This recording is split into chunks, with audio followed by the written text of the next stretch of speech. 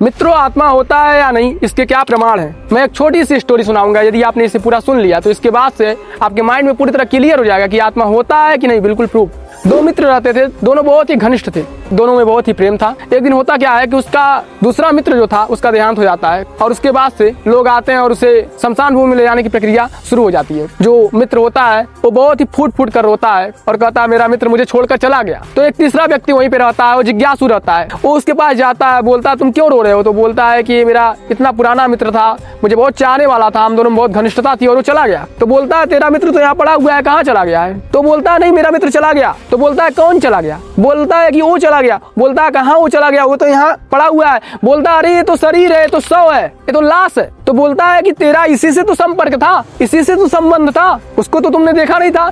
जिसको देखा नहीं उससे संपर्क या संबंध कैसे हो सकता है? और जिससे तेरा संपर्क या संबंध था वो यहाँ सामने है। इसे बात से दो तीन, कोई हमारे शरीर से नहीं प्रेम करता, कोई हमारे रूप से, कोई हमारे गुण से नहीं प्रेम करता है। इसमें जो आत्मा का वास है उस आत्मा के कारण से, और प्रत्येक के शरीर में जो आत्मा उसके कारण से ही हम उससे प्रेम करते हैं। आत्मा के न रहने पर तो इसको देखने का भी मन नहीं करता है, फिर प्रेम कौन करेगा? और जो आत्मा होता है उससे किसी का संपर्क नहीं हो सकता क्योंकि वह दृश्य है, तो संबंध कैसे होगा? बस यही भगवान की माया है। इससे प्रमाण होता है कि शरीर तो निर्जीव और जड़ है, इसका अस्तित्व नहीं है, सिर्फ आत्मा का ही अस्तित्व है। क्योंकि वही चला गया तभी लोग कहते हैं कि वो चला गया। और ये तो हमेशा की तरह ही वस्त्र की भांति था और आज वैसे ही पड़ गया। इससे ना कोई प्रेम करता, ना संपर्क, और न ही इससे कोई संबंध हो सकता है।